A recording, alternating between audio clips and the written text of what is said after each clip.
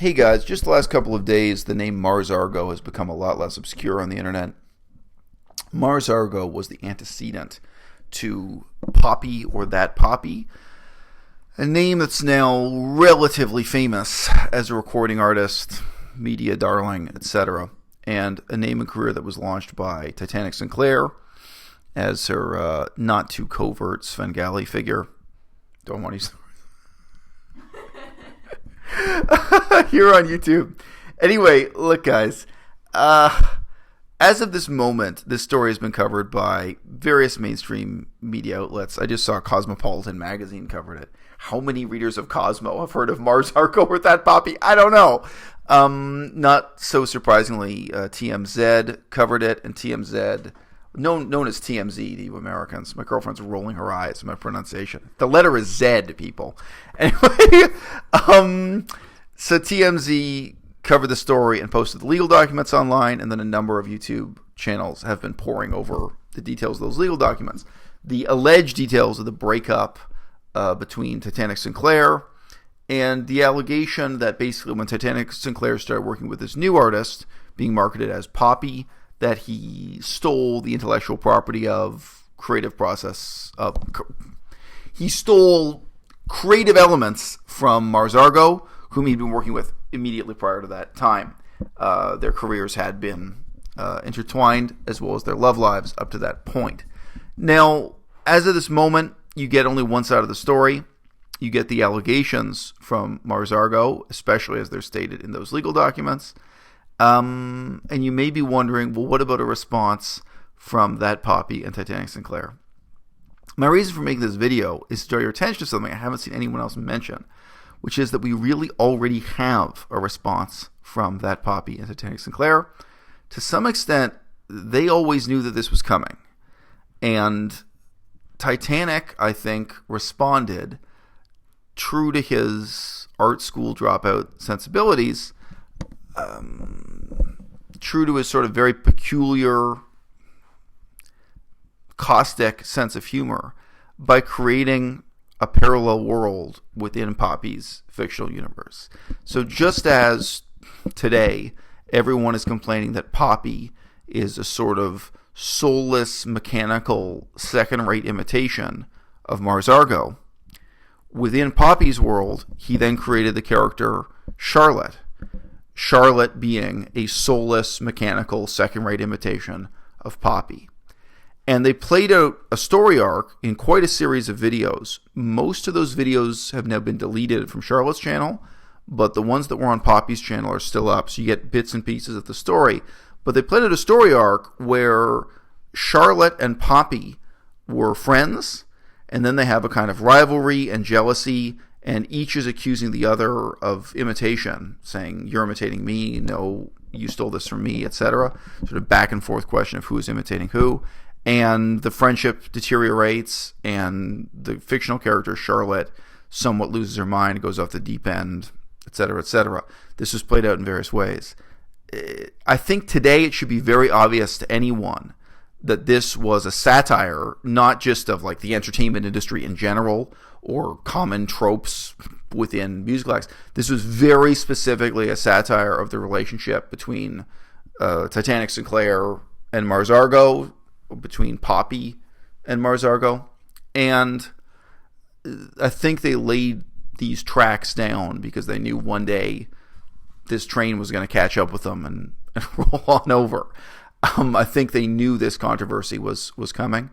And in many, many ways, even some of the details that are in the court documents show that they were making kind of satirical jabs at Mars Argo, not just at one point, but throughout the whole story.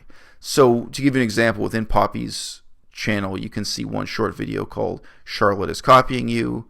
Charlotte has her own channel. You can start looking this stuff up. Probably there are other channels that have mirrored the videos that were deleted. Not that there was anything really offensive about those videos. I doubt they took them down for that reason. Probably they just wanted to change the creative direction they were going in terms of Charlotte's storyline, or they're trying to keep it fresh. That would be my guess. But it is possible they took some of those down because they thought it was jabbing at Mars Argo a little bit too directly. So guys, this is now 2018. in many, many ways, the Poppy project has run out of gas and has nowhere to go.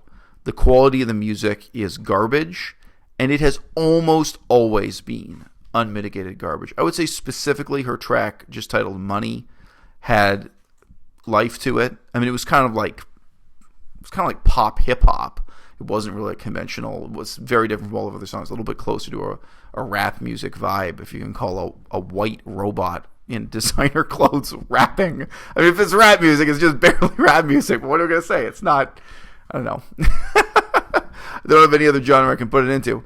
But look, with that exception, the music has been terrible for a very long time. The live act is lifeless by design. And I hate to tell you, but you really paint yourself into a corner there. Who really wants to watch this girl pretend to be a robot? I mean, you know.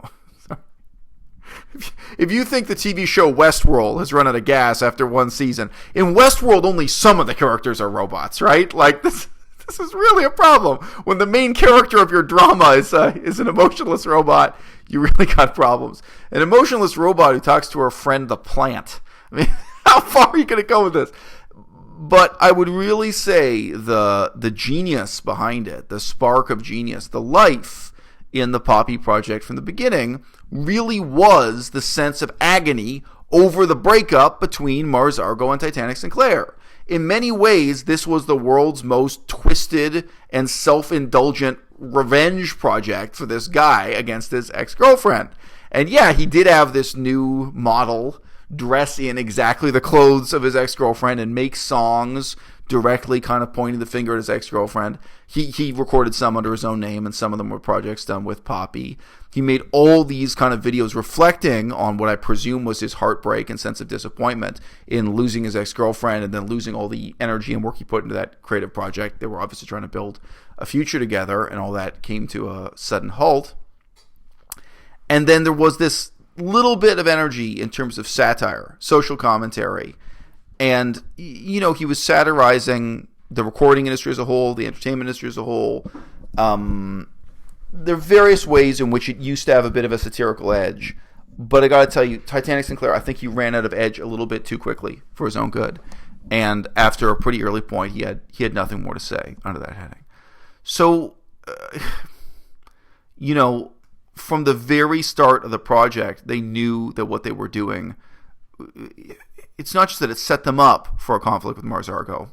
Conflict with Mars Argo was the original purpose and thematic subject matter of this whole creative project. They came back to it again and again, whether in a spirit of ridicule or remorse or reflection.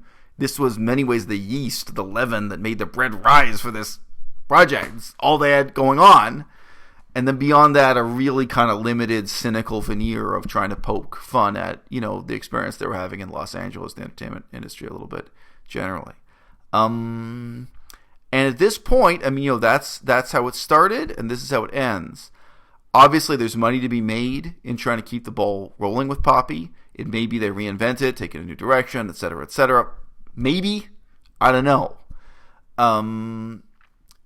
But I would say, you know, this was for them, you know, you hear thunder, you know sooner or later you're going to see lightning. It was for them completely inevitable from day one that this is what was coming. And rather than choosing to avoid it, I mean, if anything, they've been building up and building up for this conflict, even in acting it out in the conflict between Poppy and Charlotte. And if this is the end of That's Poppy, I can't say it comes too soon. If anything, I think this project has dragged on for too long, and it comes too late. Mars Argo may be many things, but she's not a robot. You know, her music is not robotic, and her stage persona is not robotic. I think everyone knows if Mars Argo wants to have a future as a recording artist, she can have it. And at this point, I mean, ironically, who knows what's motivating her? But she may now have some of the same motivation that I think started the ball rolling for Titanic Sinclair and Poppy, which is that one of the things that may be fueling her and her desire to find an audience, find a voice, and find success will be, ironically, revenge. trying to prove that she can be just as good as Poppy or better than Poppy, which is, in case you didn't know, exactly the main trope they made jokes about again and again in those videos with Poppy and her rival, the mechanical mannequin Charlotte.